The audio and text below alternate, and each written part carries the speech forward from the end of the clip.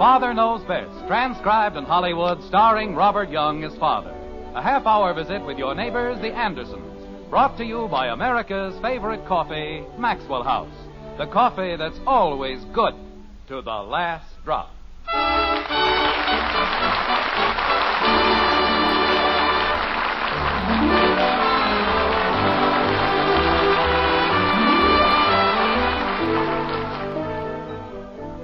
There was once an ancient Greek, a lad named Zenobius, who probably didn't know a putter from the front end of a buggy whip. Yet in the year 154 A.D., he wrote, "Contests allow no excuses, no more do friendships." And if that doesn't describe the average golf tournament, it comes mighty, mighty close. Today in Springfield, in the White Frame House on Maple Street, we find that things haven't changed a great deal in the last 18 centuries. Customs and costumes may have altered slightly, but people go on forever, like this. But, Mother, the whole play depends on it. I told them I'd buy a new dress. I'm sorry, Betty. You had no right to tell them anything like that. Mother, you don't understand. I'm the star. I'm Camille. And how can Camille die in an old dress? You just have to manage, dear. The greatest opportunity of my life. Everyone will be watching me, and I have to die in that old rag. I'll just die. I'm sure you will, dear. Mother, you're not even listening. Why can't I just ask him? Betty, I know it means a great deal to you, but try to think of the rest of us. Your father's having so much trouble with his car. Now, if you ask him for a new dress... Oh, dear, I told them to be careful. Bud, what are you doing out there? I wasn't doing anything, Mom. Oh, he wants to. Kathy, you and Bud come in here this very minute. Mother, couldn't we explain to him that it's really sort of an investment? Betty, please, not now. Bud, what was that noise? Noise? You mean just now? Yes, just now. You mean the noise that sounded like a window breaking? Yes. A window broke. Bud, which window and who broke it? It was the garage window. And a rock broke it. Mother, they've ruined everything. Now I'll never get the dress. What did we do? You broke a window, that's what. And Father will be all upset. I didn't break a window. Kathy broke it. I did not. You broke it just as much as I did. I didn't even touch the rock. Well, it was your golf club, and you told me what to do. I did not. You certainly did. I certainly didn't. Children, please. Your father be home soon? He's home now. He is? Oh, dear. Kathy, don't you say anything to your father until I've had a chance to say... Yes, Jim? I'm home. We're in the kitchen, dear. He would have let me have the dress. I know he would. Now he never will, and it's all your fault. Mine? Yes, yours. You and that junior grade Frankenstein. Mother! Betty, please. I will not have you... Well, Oh, hello, dear. what's going on in here? Hello, Father. Hi, Dad. Hello, Daddy. How do you do, Clara, Lou, and Em? Hiya, honey. Hello, dear. As I said before, why the kitchen convention? You're home a little early, aren't you, dear? Yes, we finished a little earlier than usual this afternoon. What's the matter with the kids? They look as though they... Dinner won't be ready for half an hour, Jim. I hope you don't mind. No, I don't mind. I said... So many things came up this afternoon. I've been busy trying to get them straightened out. Margaret, Yes, dear? what happened? What do you mean, dear? I'm being steered away from something. What is it? Daddy. I should have known. All right, Kathy, whose window is it this time? Ours, the one in the garage. Well, that's a novelty. I guess it was my fault, too, Dad. I was showing her how to play golf. I won't ever do it again, Daddy. Well, you don't have to look so solemn about it. You certainly didn't do it on purpose. Did you? Oh, no, Daddy. There's nothing so terrible about breaking a window. Just an accident, that's all. Jim, Yes, Margaret? do you feel all right, dear? Sure I feel all right. I feel fine. Why? I was just wondering. Father. Betty. Please. But, Mother, as long as he feels that way... Jim, I told her quite definitely that it was out of the question. What is? Father, I have to have a new dress. It's for the third act of Camille, and I told the dramatic coach I would, and it's only $17, and it's just beautiful for when she dies. Who, the coach? Father, Camille. Betty, I told you just a few minutes ago. Just a second, Margaret. If the dress is that important and Betty promised, well, there's no reason why she can't get it. Father! Holy cow. After all, it's only $17. What's that? Wait till I tell Janie Liggett. Jim, are you sure you feel all right? Never felt better in my life. Margaret, do you know what I did this afternoon? No, dear, but if you want to lie down... I beat Jim Hathaway. That's fine, dear, if you want to lie down for a while before dinner. Oh, it's pale green, Father, and it's just like pistachio whipped cream. Fine. Margaret, you don't understand. Jim Hathaway was a 3-1 favorite. He was even money to win the whole tournament. And I beat him. Don't you see what that means? I'm in the semifinals. Daddy! Holy cow, Dad. No kidding. 15 years and I finally made it. The semifinals. With pale makeup and a soft spotlight. Oh, Father, I'm the happiest girl in the world. Yes, sir, 15 years. And that isn't the best part. Do you know who I have to play? Ed Davis. And if I can't beat him, I'll hang up my shoes. Why? What? Why will you hang up your shoes? That's just an expression, Kathy. It means I'll give up. Wearing shoes? No, Kathy, playing golf. Gosh, Dad, you might even win the cup, mightn't you? I certainly might.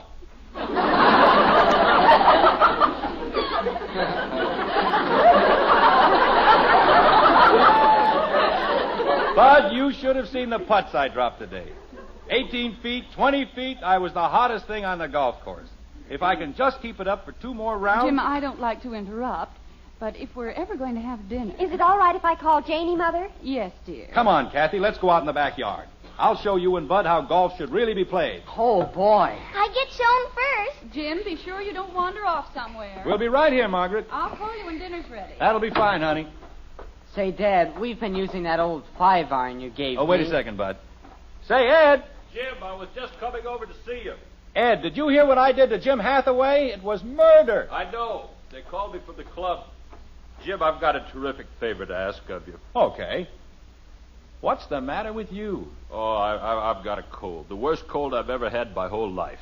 Hello, Mr. Davis. Hello, Kathy. Bud. Hi. Don't get too close to me. I'm a walking germ. Boy, you certainly picked up a pip. Jim, would it be all right with you if we postponed our match until Sunday? Gosh, I don't know, Ed. That's when the finals are supposed to be played. I know, Jim, but I'm pretty sure I could lick this cold by Sunday. Then I could play the semifinals in the morning and the finals in the afternoon.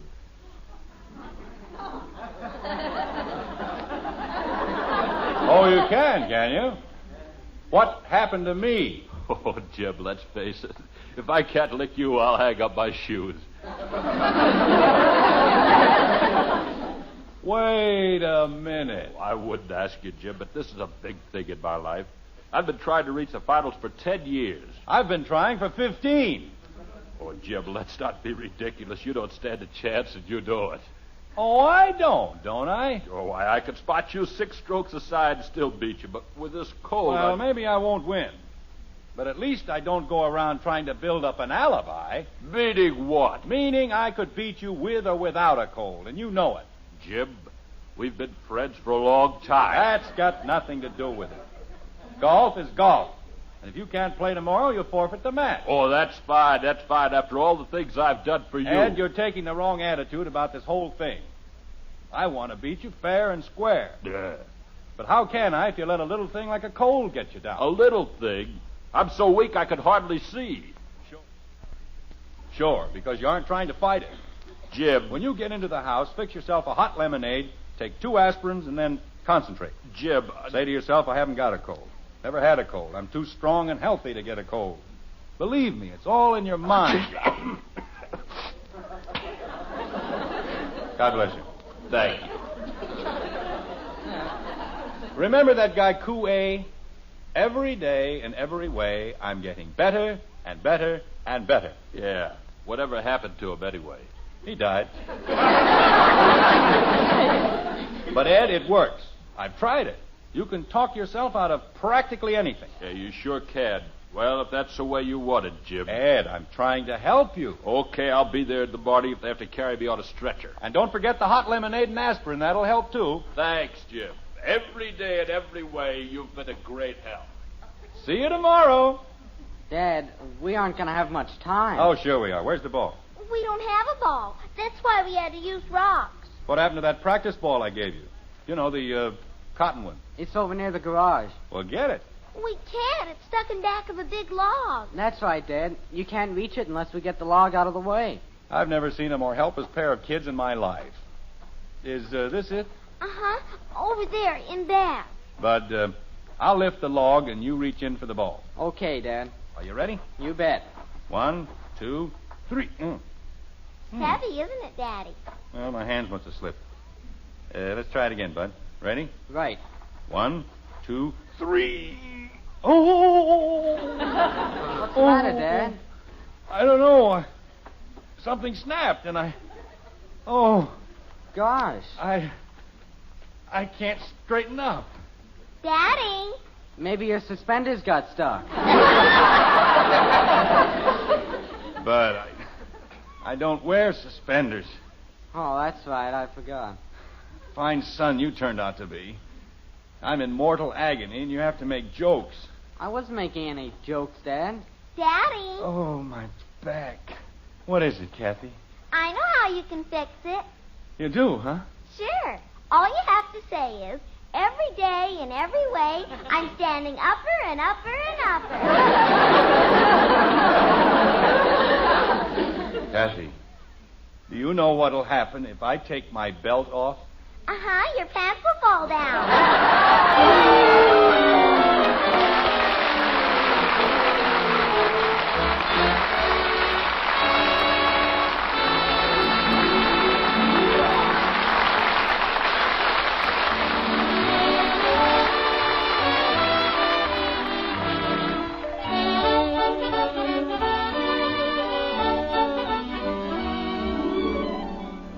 All over the country, you've been seeing good news about coffee in your grocery stores. Maxwell House coffee featured at lower prices. And these days, you'll be seeing more of the same good news. Still lower prices on America's favorite brand of coffee. A welcome occasion for everybody. You, your grocer, and Maxwell House, too. Now that wonderful good to the last drop flavor is yours to enjoy at the lowest prices in months. Rich, satisfying flavor you can count on cup after cup, day after day. Because with Maxwell House coffee, we have just one aim: to bring you the most in flavor and real enjoyment every pound you buy. To bring you truly good coffee at the lowest possible price. That's why Maxwell House gives you so much more flavor for your money. Your money's worth and more in pleasure and satisfaction. And at today's prices, it's more than ever today's coffee buy. Next time you shop, look for that familiar blue Maxwell House tin in your store. Featured these days at the lowest prices in months. Start enjoying coffee that's always good to the last drop.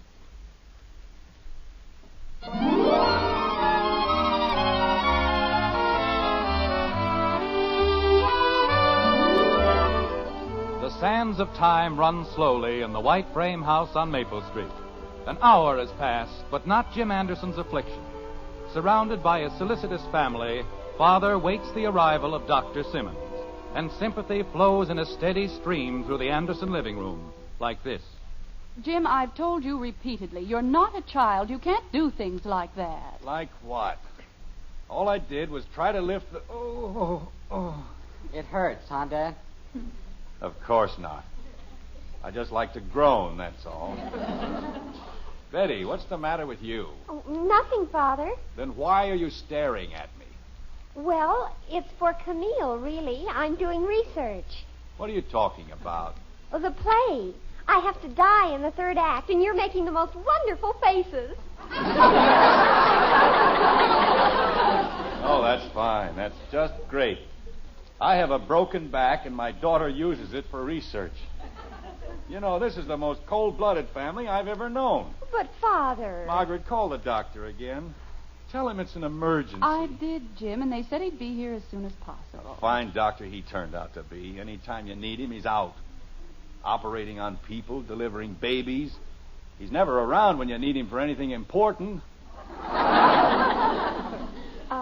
Father, about the dress. Betty, this is hardly the time. But, Mother, I have to go to the rehearsal. Well, go ahead. Nobody's stopping you. I can't go unless you give me the $17. Then stay home. Father! Doesn't it mean anything to you that I'm practically dying? I lie here doubled up like a pretzel? Hey, you know, I didn't have any dinner.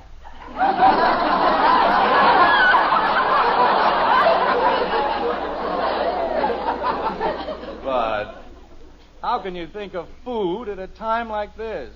Well, I'm a growing boy. We'll all have our dinner in just a little while, Bud. Here's a hot water bottle, Mommy. I got it as hot as I could. Oh, thank you, dear. You're welcome. People go around breaking windows, hitting golf balls in back of logs. Jim, let me put the hot water bottle on your back. I don't want it on my back. It hurts enough the way it is. Gosh, Dad, how are you going to play golf tomorrow? Golf?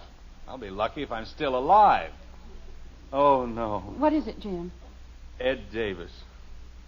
What am I going to tell him? Well, why don't you just tell him? Margaret, I can't. He'd never believe that I hurt my back. Not after the argument we had.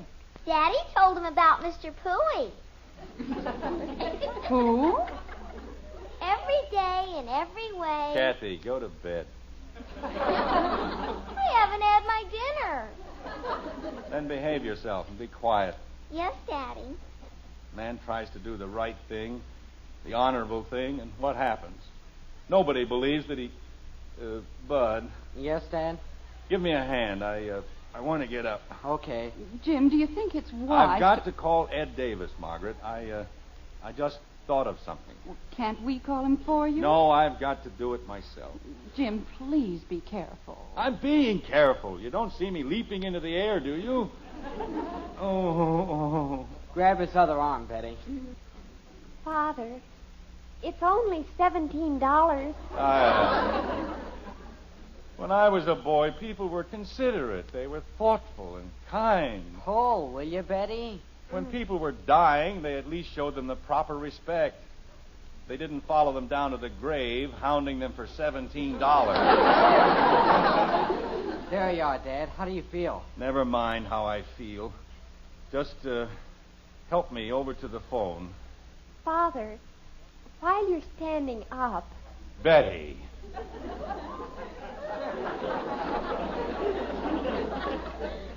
Yes, Father? Go away. But, Father... I said go away. Bud and I can manage alone. Jumping creepers. After I told everybody I was going to get She it. wouldn't care if somebody dropped a bomb on my head, just as long as she got that idiotic dress. You want me to dial the Davises for you, Dad? Thank you very much, Bud. You've been a great help. Oh, that's okay, Dad. Say, Dad, you won't be able to use the car tonight, and I just thought... Well, stop thinking. You had the car last night, and that's enough. Here, let me have it. Holy cow. Hello? Oh, hello, Ed. This is Jim Anderson. Oh, hello, Jim. Say I owe you an apology. Oh, that's all right, Ed. You know, I've been thinking things over, and I don't see any reason why we can't postpone our match until Sunday. What for? Well, I want you to be at your best, Ed, and that'll give you a chance to get over your cold. What cold? Jim, I don't know how to thank you. I did just what you said, and I feel like a new man. You, what? Oh, I've still got a couple of sniffles, but I feel great. You do, huh? You certainly knew what you were talking about. Every day and every way. That's a great system. It is, huh? Yes, sir. You'll have to play some pretty sharp golf to beat me tomorrow. Say, wouldn't you like to go out to the driving range and hit a few? No thanks, Ed. I'll just take it easy tonight. Okay, pal. See you in the morning. Yes, I'll, see you in the morning. Every day and every way, I ought to have my brains examined. What did Mr. Davis say, Dad? He feels fine, Bud, just fine. Let's go back to the couch. Okay. Jim, I don't understand what this is all about. If you can't play golf, why don't you tell him? Margaret, there are certain things that women just don't... let me down easy, Bud. Okay, Dad. Oh. Father. Betty, you and Kathy go into the kitchen and fix your dinners. But, Mother. You've waited long enough. Now go ahead. How about me, Mom? I'm starved. You can wait a little longer, Bud. The doctor may need you. Now, Jim, will you please explain all this foolishness about Ed Davis? There's nothing foolish about it, Margaret. He said he had a cold, and I said he was trying to set up an alibi. Now, if I say I hurt my back... Two grown men acting like a couple of silly schoolboys. What's so silly about schoolboys? I'm sorry, Bud. Margaret, unless I can convince Ed Davis... But you don't have to convince him. Dr. Simmons will certainly tell him. Say, that's right. If the doc tells me I can't play, then I can't play, can I? Well, it's about time. Bud, let the doctor in like a good boy. Then can I have my dinner? We'll see, dear. Holy cow. Doctors, always rushing around, never get any place, make a big production out of everything. If I ran my business the way they do, I'd be looking for a job in a week. Jim, please don't start. Well, hello, Margaret. What's all the fuss about? Oh, hello, Doctor. It's about time you showed up, you old quack. So I'm finally going to get my hooks into you. What do you know? Fine doctor. Listen to that bedside manner. He's going to get his hooks into me.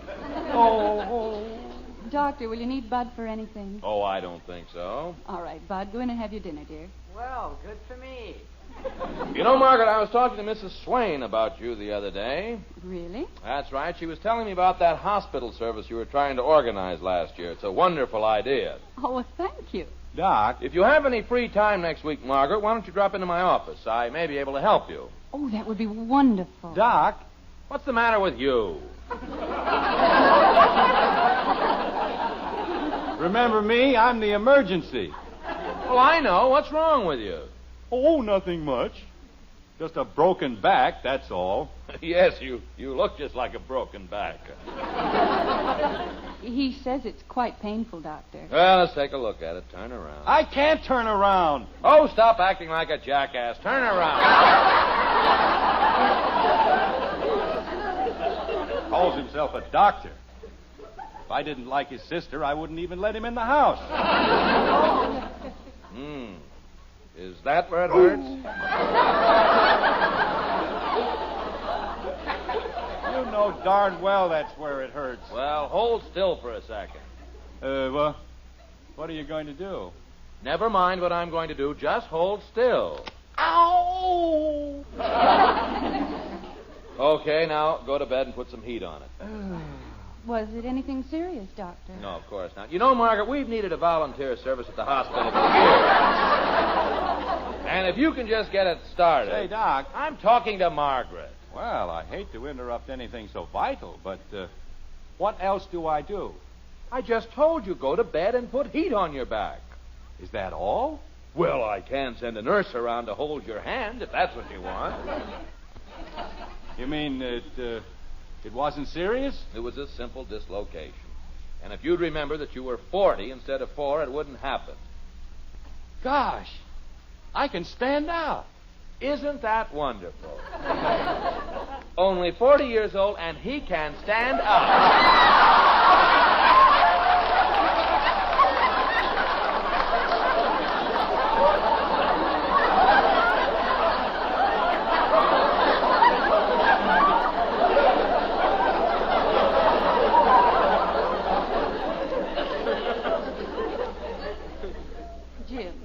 Be careful. Oh, he's all right, Margaret. In the morning, you'll never know there's anything wrong with it. Is that so? I'm as weak as a cat, and you know it. Well, it may take a few days, but you'll be all right. In the meantime, I'd better stay in bed, huh? No, I wouldn't do that, Jim. If you let that spine stiffen up, you're liable to run into trouble. I'd prescribe some light exercise. Of course, you won't do so well, but Why don't you go over to the club in the morning and play a little golf? Oh, no!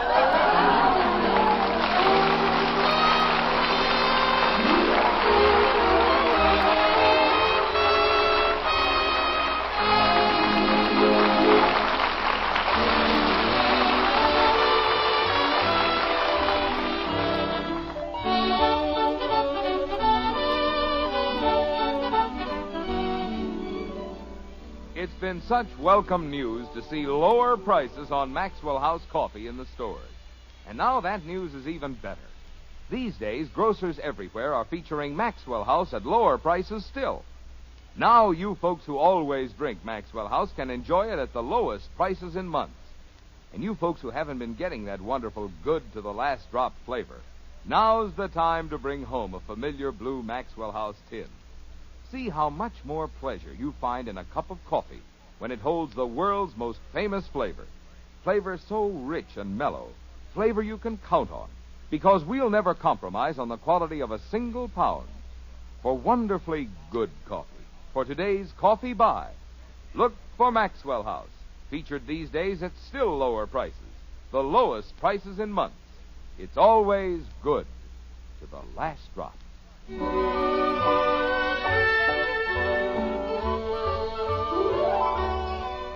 It's morning now, and in the white frame house on Maple Street, there's a heavy blanket of gloom in the master bedroom.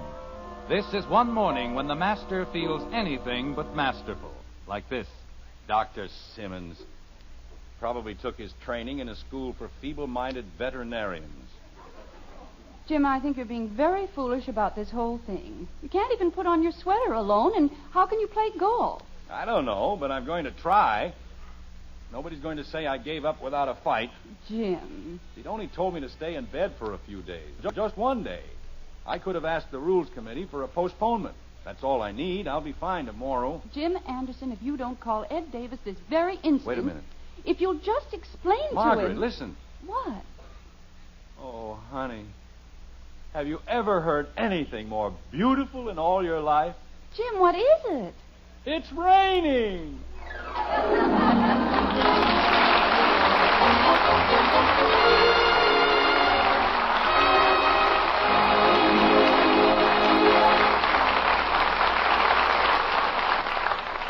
Did you know? Now there's an instant coffee with roaster fresh, pure coffee flavor.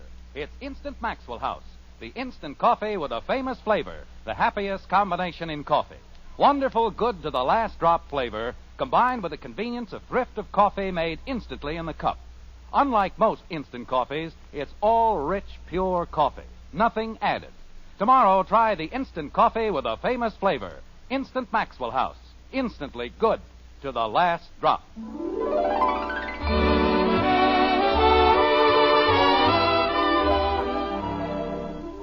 Join us again next week when we'll be back with Father Knows Best, starring Robert Young as Jim Anderson, with Roy Bargy and the Maxwell House Orchestra, and yours truly, Bill Foreman. Don't forget, membership cards for the Robert Young Good Drivers Club are waiting for you at your local NBC station. Get a man-to-man or dad-to-daughter pledge and sign up today. Be a good driver. Get your membership card in the Robert Young Good Drivers Club today. Now, until next Thursday, good night and good luck from the makers of Maxwell House, America's favorite brand of coffee. Always good to the last drop. Father Knows Best was transcribed in Hollywood and written by Ed James. Now stay tuned in for the Screen Guild Theater, which follows immediately over most of these stations.